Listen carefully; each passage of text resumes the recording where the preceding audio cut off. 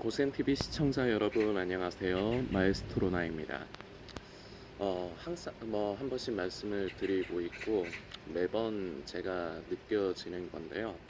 유튜브에 보면은 참 그 미혹의 통로로 쓰이는 그러한 채널들 그리고 그런 영상들이 참 많은 것 같습니다. 그리고 점점 더 생겨나고 있는 것 같고요. 저는 이제 종말론이나 이제 음모론 이제 마지막 때에 관련된 키워드로 검색을 그렇게 하지는 않습니다. 그런데 이제 어떤 이유에 의해서인지 이제 그런 영상들이 이제 제 유튜브에도 이제 알고리즘 그거 정확하게 모르겠어요. 하여튼 그런 거를 통해서 참 많이 이렇게 노출이 되고 그러는데 참 우리 성도들이 바른 믿음을 지키며 살아가기가 참 힘든 세상이 되지 않았나 이제 그런 생각이 듭니다. 고센TV를 통해서 항상 성도님들께 강조드리는 부분입니다. 예수님은 분명히 다시 오실 것입니다. 그러나 그 날과 그 때는 우리가 알지 못하고요. 우리는 그 날과 그 때에 집중해서는 안 됩니다. 그제서야 그 날과 그 때를 집중해서 예수님 오실 때쯤 돼서야 내가 신부단장하고 내가 회개하고 돌이키고 하나님 말씀 따라 살아야지. 옳지 않습니다. 이것을 성경은 악하고 게으르다 기록합니다. 그리고요, 현실적으로 봐서도요, 그때 가서 내가 무언가 삶을 바꾼다? 이제 예수님 오실 때라고 이제 확신이 들면은 그때 가서 내가 회개도 하고 내가 하나님 말씀 따라서 살고 내가 그런다? 생각은 그렇게 할 수 있을 것 같습니다. 그런데요, 사람은요, 타성에 젖게 돼 있어요. 이미 내가 이때까지 그렇게 계속 살았으면요, 그걸 지금 결단하고 지금 바로 끊어내지 않으면요, 나중에 가서요, 그거 안 됩니다. 저는 우리 고센TV 성도님들, 이제 시청하시는 분이 그렇게 많지는 않지만 우리 영상을 보시는 성도님들께서 그런 악하고 게으른 종이 되지 않으셨으면 좋겠습니다. 지금부터 예수님이 언제 오실지 몰라요. 우리는 그리고 그 날과 그 시에 그 때에 관심해서는 안 돼요. 그리고 그 때가 맞다는 징조, 사인에 관심을 두어서는 안 돼요. 우리는요, 지금부터 하루하루를 성령님을 의지해서 성령님을 따라 하루하루 변화되어져 가고 순결한 신부로 지금부터 준비되어져 가야 해요.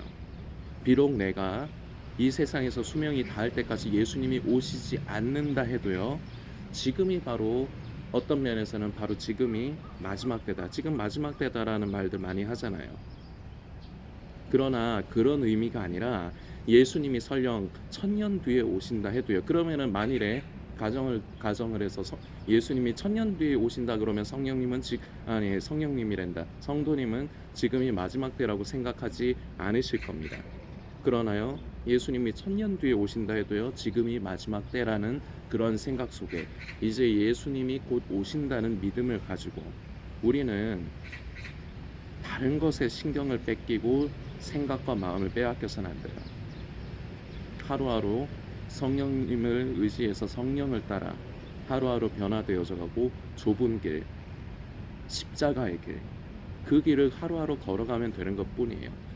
다른 말로 하면은 성도의 길을 걸어가면 되는 것 뿐이에요. 예수님 오시는 날까지.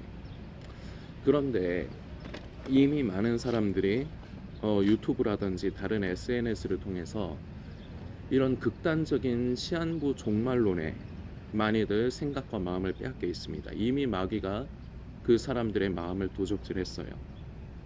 그리고요, 이미 그 부분에 세뇌가 되어서 벗어나지를 못하는 사람들이 많이 있습니다. 인간이 가지고 있는 특성 중에 자기 합리화가 있습니다. 성도님들께 예를 좀 들어드리려고 합니다. 저희 고모의 그 암 수술을 잘 마치고요. 저번 주 이제 목요일에 고모가 이제 그 이제 겨드랑이 쪽에 이제 그쪽에도 이제 검사한다고 전이가 됐는지 검사한다고 이제 수술했거든요. 칼로 쬐거든요. 거기서 이제 임파선 쪽 그쪽에서도 전이가 있는가 확인하려고.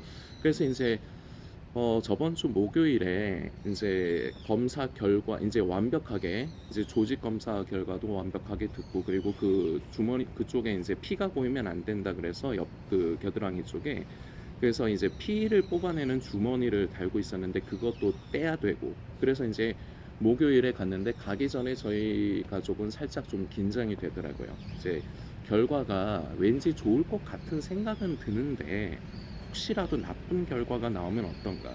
저희는 그런 경험이 있거든요. 이번에도 처음에 암이 아닐 거라 그랬어요. 저희가 처음에 그 찾아간 유방 전문외과에서도 초음파를 하면서 이렇게 보더니 암이 아닐 가능성이 많다 그랬어요. 그런데 거기서 조직 검사를 하고 며칠 있다 보니까 연락이 왔는데 암이라는 거예요. 저희의 기대와는 벗어났습니다. 저희는 이렇게 이제 경험이 있다 보니까 그날이 긴장이 되더라고요. 근데 이제 갔는데 일단은 피 주머니를 떼고요. 의사가 얘기를 하는데 뭐 전이도 없고, 그리고 뭐 암 크기도 뭐 그렇게 크지 않고 그 초음파를 했을 때보다는 조금 이제 실제로 그 열어 보니까 좀 크다고 합니다. 1.2cm라 그러더라고요. 근데 이제 말을 에둘러서 하는 거예요. 정확하게 얘기를 하는 게 아니라 저희의 지금 현재 관심사는 항암 치료를 해야 되느냐 안 해도 되느냐 이거거든요. 항암 치료하면은 경제적인 부담도 저희는 솔직히 부담스럽고요. 그리고 고모가 그 연세가 올해 76인데 그 체력이 좋으신 분도 아니고요. 그 항암 치료를 과연 견디겠느냐 이 문제가 있기 때문에 그 항암 치료를 꼭 해야 되는가 안 해도 되는가 이게 저희 관심사인데, 결국 저번 주 목요일에 이거를 정확하게 얘기를 안 하더라고요. 그러면서 요번 주 월요일에 다시 오라는 겁니다. 그러면은 정확하게 알 수 있다고. 근데 그때 언저리를 저희한테 뭔가를 던지더라고요. 유전자 검사를 해야 된다. 그걸 해야지 100% 확신을 할 수 있다. 이거예요. 근데 대놓고 해야 된다 이렇게 얘기하는 게 아니라 하면 뭐 이렇게 해야 될 것 같은데 하면서 애둘러서 언저리를 주듯이 그렇게 얘기했다는 겁니다. 하여튼 저희는 뭐 그 얘기를 듣고 일단 돌아왔고요. 며칠 전에 월요일에 저희는 다시 병원을 갔습니다. 어제였죠? 어제 이제 병원을 갔습니다. 저희는 이제 또 긴장이 된 거죠. 검사 정확하게 이제 어떻게 해야 되는가 이제 그것 때문에 갔는데 그 여전히 하는 말이 똑같은 거예요. 이제 의사 소견에 항암 치료 안 해도 될 것 같은데 하면서 말끝을 흐리고, 그리고 이제 뭐 전이도 없고 뭐 그리고 그 이제 암도 세포 그 조직이 악성이 있고 뭐 선종이 있고 뭐 그 전 정확하게는 잘 모르겠습니다. 저희 삼촌이 이번에 공부 많이 하시면서 저희 삼촌은 잘 아시는데 결과적으로 그렇게 위험한 그런 게 아니었던 거예요. 그러면서 이제 항암 치료를 안 해도 되고 호르몬 치료 그건 약을 먹는다고 합니다. 근데 항암 치료처럼 힘들고 그런 건 아니라고 해요. 호르몬 치료하고 이제 방사선 치료는 암 수술하면은 무조건 거의 100% 대부분 해야 되는 거라고 들었는데 한 달 정도 이제 병원에 가서 한 5분 정도 수술 부위에 이제 방사선을 쬐는 치료를 하는데 그날 또 그러는 겁니다. 그 유전자 검사를 해라. 근데 이게 문제가 되는 게 첫 번째로 저는 솔직히 성도님들 앞에 말씀을 드릴게요. 제가 차마 저희 가족들 앞에서는 이 얘기를 안 했는데 그게 비용이 300만 원이에요. 그런데 제 사랑하는 가족이지 않습니까? 이거를 안 하면 안 된다는 확신이 제가 있으면은 저희 그리고 이번에 이래저래 제가 수소문해서 사회복지 뭐 그런 팀도 있더라고요. 그 광명에 있는 중앙대학교 병원에 저희 고모가 수술하셨는데 거기에 찾아가서 저희 고모가 기초생활수급자이시고 저도 좀 어렵습니다. 저희 집 어려운데 좀 혜택을 받을 수 있는 게 없냐 해서 알아봐서 알려주시더라고요. 이렇게 친절하게 알려주셔서 이래저래 도움받을 수 있는 것들을 찾아내고 있습니다. 그런데 이제 그럼에도 불구하고 돈이 덜컥 300만 원이 든다 그러니까, 그리고 이게 꼭 해야 될 것 같지도 않아요. 제가 저도 나름대로 영업을 했던 사람이라서 사람 보면 대충 알거든요. 이게 그거예요. 그러니까 병원에서 이제 최대한 돈을 벌기 위해서 이제 사람들한테 겁을 주는 겁니다. 아 이거를 해야지 완벽하게 할 수 있다. 그러면은 암 환자 입장에서 그리고 가족들 입장에선 그렇죠. 이게 재발할 걱정도 하고 있고 그리고 이게 지금 정확하게 잘 된 건가 그리고 암 종류가 어떤 거라서 이게 항암 치료를 해야 되나 안 해야 되나 이거 당연히 걱정하지 않겠습니까? 이 심리를 노리는 거죠. 그래서 이 검사 유전자 검사를 해야지 또 인제 완벽하게 할 수 있다. 근데 이게 또 시간이 또 열흘이 지체된다고 합니다. 그러니까 이게 스트레스로 와 닿는 거예요. 참 고모하고 삼촌한테 제가 이 말은 굳이 안 했지만 참 미안한 게 저는 또 열흘 동안에 그 받는 스트레스가 그게 너무 힘들고 그리고 또 그 비용이 안 해도 될 것 같은데 그거를 굳이 이렇게 겁을 줘 가지고 꼭 하게끔 하는 그게 저는 싫었던 겁니다. 그래서 저는 삼촌에게 커트를 했어요. "이거 할 필요 없다." 하니까 삼촌은 저하고 입장이 좀 반대였습니다. 고모의 건강과 몸에 관련된 일인데 여기에는 도박을 하면 안 된다. 맞는 말이죠? 자, 지금부터 제가 인간의 합리화에 대해서 말씀을 드리려고 제가 지금까지 저희 집에 있었던 일을 말씀을 드리는 건데요. 결국은 제가 얘기를 해서 삼촌도 안 하는 쪽으로 그 유전자 검사를 안 하는 쪽으로 했습니다. 그리고 다시 교수와 면담을 했어요. 면담을 하면서 그 이래저래 얘기를 해서 결과적으로 어떻게 됐느냐? 항암 치료 안 하기로 했습니다. 그냥 그 부위에 방사선 치료하고요. 그리고 호르몬 치료만 하기로 했습니다. 그리고 의사도 본인도 안 해도 될 것 같다. 그 유명한 교수님이라 하더라고요. 경력이 화려하시고 유명하신 분이라 하더라고요. 그 본인도 그 제가 느낌이 그거예요. 본인도 해도 그만 안 해도 그만인 것을 하면은 병원 입장이야 좋죠. 그 수입이 크니까. 근데 저희 집은 그 덜컥 겁을 먹고 그런 모든 걸 다 할 수 있을 정도로 넉넉한 집이 아니기 때문에 그렇게 얘기하니까 교수가 하는 말이 "이거 안 하면 안 되는데 생각 다시 하셔야 됩니다." 뭐 그렇게 얘기하는 게 아니라 "아 그러시냐고. 그러면은 그렇게 그 치료를 합시다." 이런 식으로 그냥 넘겼다고 그래요.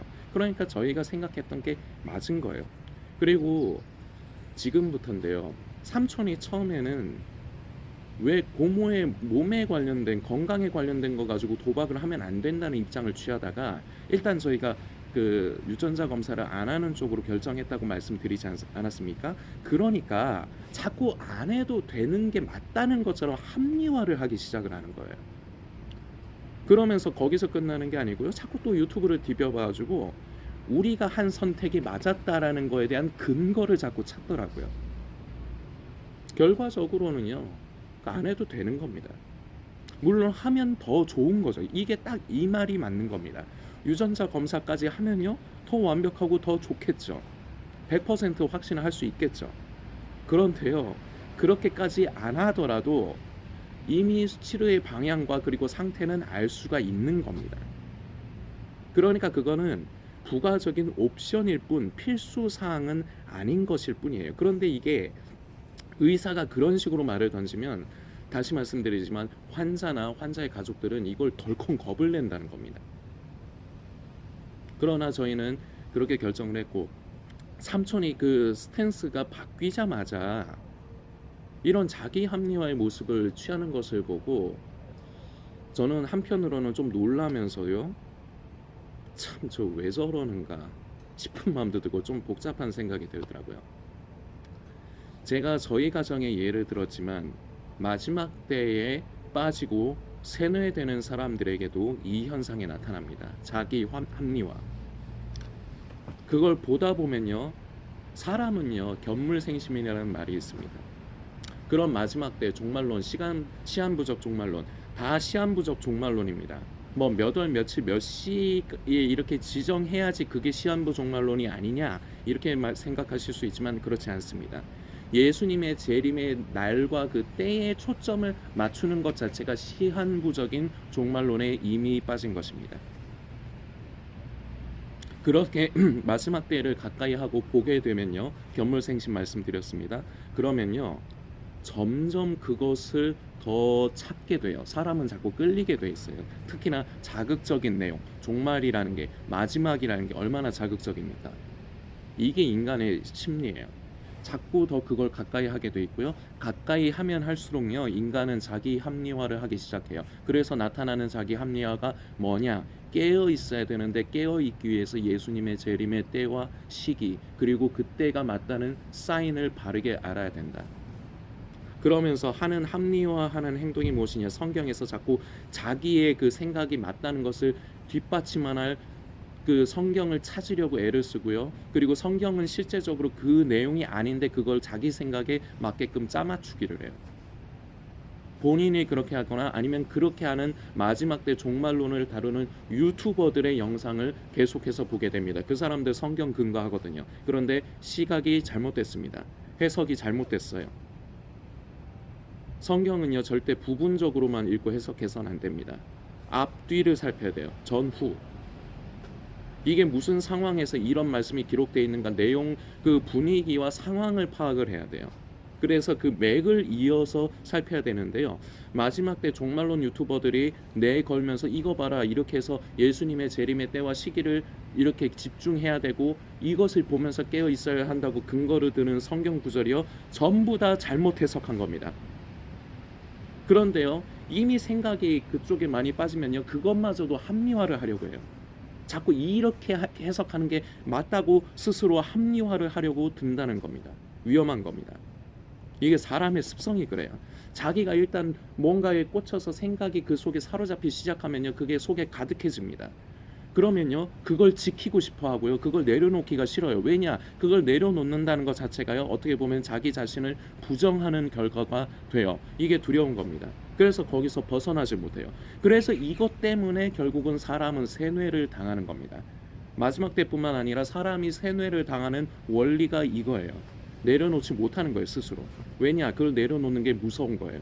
자신을 부정하는 게. 자신이 옳다고 믿었던 걸 스스로가 거부한다는 게 두려운 겁니다. 결국 그러면 세뇌되는 거예요. 지금 이 시대에 결국은 사단마귀의 그 미혹의 역사에 세뇌가 돼서 빠져나오지 못하는 사람들 많습니다. 이 고센TV는요 그러한 많은 사람들 중에 그래도 하나님의 은혜가 있는 몇몇 적은 무리의 수라도 찾아서 살리고 건져내기 위해서 이 사역을 감당하는 것입니다. 성도님들께서 함께 기도해 주십시오. 한 명의 영혼이라도 더 찾을 수 있도록 기도해 주십시오. 그리고 지금 이 영상을 보시는 성도님, 아직까지도 마지막 때 종말론 그런 것에 관련된 유튜브 영상을 구독을 하고 시청을 하시면 끊으십시오. 보면 볼수록 세뇌당하게 돼 있어요. 그것에서 헤어나오지 못하게 돼 있어요. 성도님의 영혼을 잡아 죽이는 겁니다. 마태복음 24장에 보면요, 착하고 충성된 종에 대해서 이제 예수님께서 말씀하시는 게 있습니다. 그 종이 왜 착하고 충성되다고 예수님께서 그런 예를 들어서 말씀을 하시느냐? 주인이 멀리 떠나 있는데 주인이 오는 날까지 자기가 맡은 일을 그냥 꾸준히 하는 것뿐이에요. 그러다 주인이 어느 날 왔을 적에 그대로 꾸준히 자기 맡은 임무를 잘하고 있는 걸 보고 그걸 착하고 충성되다고 합니다. 우린 예수님 오시는 날까지 이것이 우리의 길이라는 것이죠. 하루하루 성령님을 의지하고 하루하루 우리가 십자가의 길, 그 좁은 길 힘들지만 우리가 주님을 사랑함으로 그 길을 걸어가는 것. 그저 그러다가 예수님 오시면 우리는 만나 뵈면 되는 것뿐입니다. 그리고 악하고 게으른 종에 대해서도 나옵니다. 왜 악하고 게으르다 하느냐? 놀고 먹고 그 주인이 언제 오는가 때를 관심합니다. 왜 때를 관심했겠습니까? 주인이 올 때쯤에 액션을 취하려고 했겠죠. 그런데 자기 생각과는 다르게 주인이 빨리 와버렸습니다. 그래서 그 자기의 이때까지 임무에 충실하지 못했던 부분을 들키게 됩니다. 그래서 주인이 악하고 게으르다고 합니다. 이렇게 되면 안 됩니다, 성도님들. 예수님 오실 때쯤을 확인을 해서 그런 유튜버들 보면서 그 때를 확인해서 그제서야 하려고 하는 거요. 이거 예수님이 하지 말라는 겁니다. 악하고 게으르다고요. 우리에게 원하시는 건 착하고 충성되기를 원하시는 것입니다. 성도님들께서 더욱더 묵상해 주시길 부탁드리겠습니다.